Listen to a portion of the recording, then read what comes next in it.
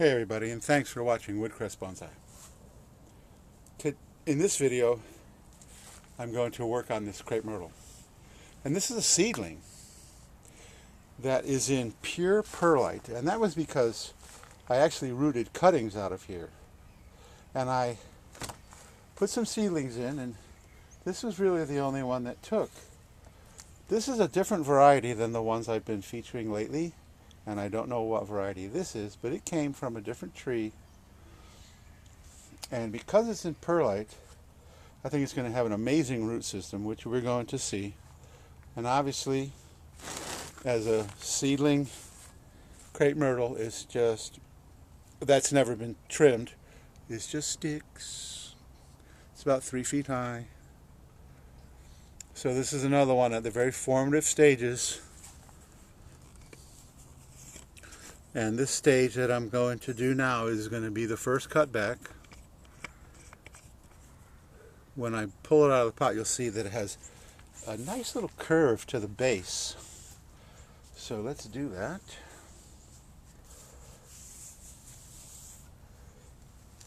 And this is going to come up with so many roots. Oh yeah, look at that. It's basically rooted out into the entire container. Look at that. No wonder it's healthy. And interestingly, very few roots here. That was because it was close to the side of the pot. Now, I typically don't grow trees in perlite. Like I said, this was just sort of an afterthought. I just sort of stuck it in there.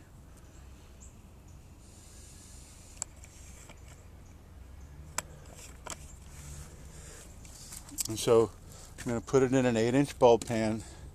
So I suppose I should do the chop first. So I really like the movement.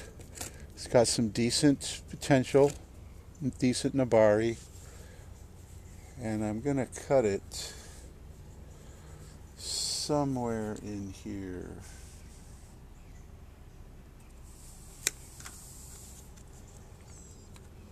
It got caught up in there. And also probably just remove this entirely. I guess I can leave it there. Try to bring it to a bud that's going to take it horizontal. If that's the first main branch, then the tree will be up in here. Just get rid of these tiny little incidentals. And I've left a tiny little thing, but typically the tree will ignore that and just sprout again from something else. And then the only other thing to do is to cut the roots away fairly drastically.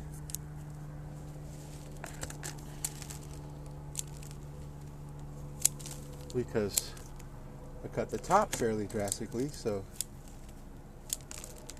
the roots can be cut away also. And I want to concentrate on getting nice nabari. I'm going to pull this guy up like that and try to spread those guys. And actually, it's got pretty decent nabari. And part of the reason why, see there, we've got a nice root there. I can pull this root closer in, is that it had no competition. There was nothing else growing anywhere near it. There were cuttings in that tray, but they were long gone. And I just kept that guy growing, just sort of out of curiosity. So, see what happens. And once again, it's still dormant. This needs to be done when they're dormant. And I have a couple little wonky roots right here, but when I put the soil in, I can hold that root like that with my fingers and push the soil down so it doesn't do that. Boing! So that's the next step. And the saver that I am, I can get rid of all these roots that are in the perlite. Dry the perlite out. Oh, we have an infiltrator. Oh, a big one. Earthworm. Earthworms are fantastic in the garden. In a bonsai pot, they're deadly. Because they just eat the soil up and turn it into mush. And mush will kill a bonsai. Oh, look, it had a baby. It had a little baby. It's a little baby. Okay, we don't want that one either. All right. Soil. This is my custom blend of leaf mold and commercial potting soils, 2 different types of commercial soils. I buy commercial soil in bulk from my old landscape suppliers because they still let me. So I add mostly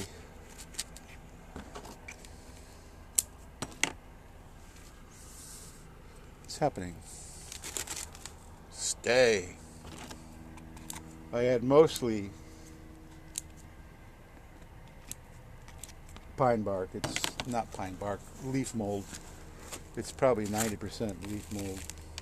It's not really leaf mold. So what I do is I rake the leaves in my yard because I have 5 massive trees that drop leaves like crazy in the winter. And then I just let them sit. I don't turn them. I don't want it to be compost. I just want them to degrade. So now we're going to take that root. Let's see if we can show it to you.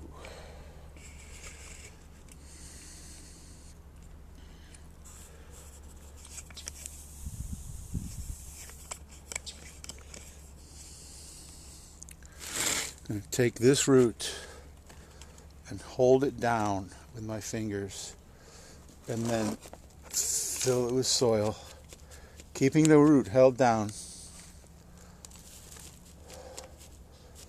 I mean, this is really the reason that I grow plants from seed or cuttings, because you can create a nabari that in the future is going to be gorgeous.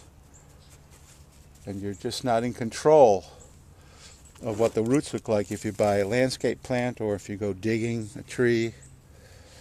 But if you grow from seed or cuttings, when they're little like this, this is the time to get those roots nice and radial so that once it's a mature bonsai, it will still have those radial roots. The formation that the roots are in right now is going to be the formation that they're going to be in forever, unless you cut them away. So that's really the beauty of doing this for me, is I get to manipulate the roots into that really nice radial nabari that, and you notice I've covered it up entirely. I don't want surface roots. If you want a root to thicken, then uncover it, because roots hate sun, and when they are exposed to sun, they will go into defense mode and they will begin to thicken to try to keep from drying out. But right now, I don't want them to thicken per se. So I'm covering them completely.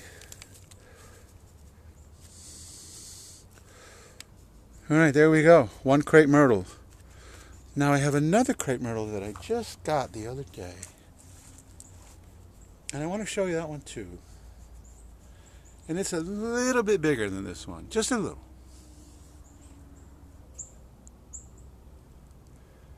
So here is the other tree that's a little bit bigger than that seedling. And I've got it hidden because I think it really needs an unveiling. So are you ready? Voila! This thing is a monster. The trunk is 8 or 10 inches across. It's had 3 massive trunk chops. 1, 2, 3 in its life. And then 1, 2, 3, 4, 5, 6 more fairly heavy duty trunk chops. And then last year's growth is all this stuff here. And this thing is so big and it's so heavy. And I'm wondering, what in the world am I doing? So here's my hand. Okay, and that's the trunk right here at the base. It's just insane. So my mind was saying, Alan, you're getting too old. You don't want large heavy trees that you cannot move around. But my ego said, yeah, but you want it. You know you want it bad. And of course, you can guess who won, because here it is in my yard.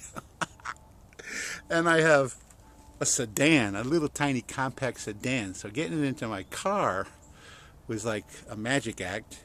But it actually fit. It fit. I had the base, which is actually it's just some kind of utility tub. And it's a little wonky in the pot, so it hasn't quite rooted out completely.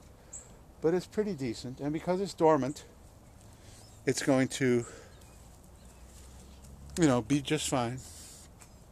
So I put the base in the back seat, and then I had to put the front seat down. So imagine it going all the way across from one side of the car to the other, and the other door wouldn't fit. So then I had to take the front seat, pull it all the way forward, then put the seat back down as far as I could, and then we angled it so these top branches were almost sticking out of the passenger side window, although I was able to drive home without having to have the windows open. So, I'm always talking about looking to the future. So this is definitely a future tree. And to tell you honestly, I'm not sure it was presented. Our club has an auction, and it usually happens in October, but Hurricane Milton put the kibosh on that. So it was just this last weekend. So now, what am I going to do with this thing? First of all, I'm not entirely sure this is the front. The trunk chops are much more visible from this side than they are from the other side, and I'm not turning it around for you, okay? I'm just not. I mean, when I got it out of my car, I muscled it out of the car, and gravity helped a lot. And then I had to put it on a dolly to get it in here. It will stay in this pot because the roots have not completely filled in. So that can happen. We're talking probably another year. And let's just do this part here and then try to get a little bit closer. And I'm going to study the structure of the tree here.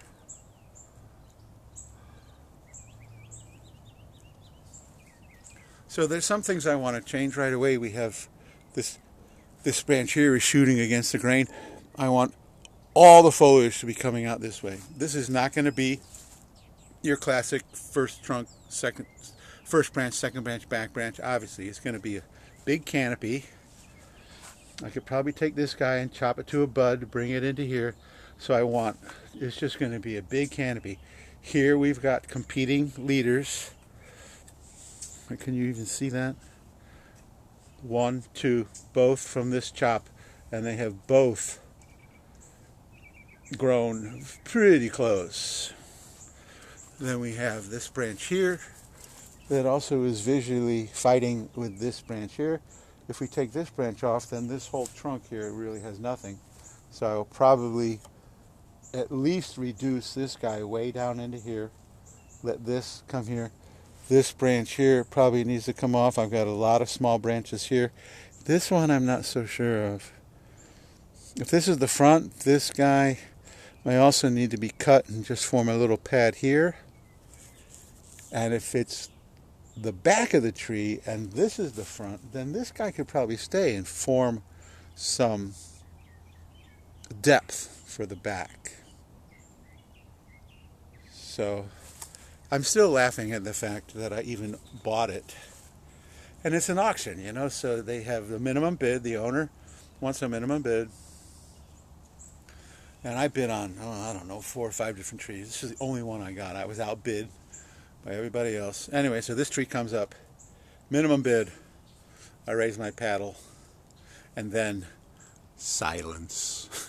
Nobody else wanted it. Nobody. So I got it for the minimum bid, which shall remain a trade secret. But it wasn't that much. And this is obviously a landscape tree. Did I already say that? It's a landscape tree that was grown in the ground. And if you look at the chops, they're massive. Once again, here's my hand. So this chop is 3 inches across, and they're all like that. But they've had a lot of time to heal. My guess is this tree was probably 12 to 15 feet high, maybe even more than that, when these were just holding all the growth. Because all this stuff here, even these big limbs, they've grown since the chop. So, you know, it's hard to say how old this is. It was obviously in the ground. But I don't know. When I saw it, I'm going to move back a little. When I saw it, I was just like I said, you want it. I got to have it. And I was perfectly willing to be outbid. But I was the only bid. So I'm going to have my buddy, my very young and strong buddy. Unfortunately, he lives very far away, like an hour.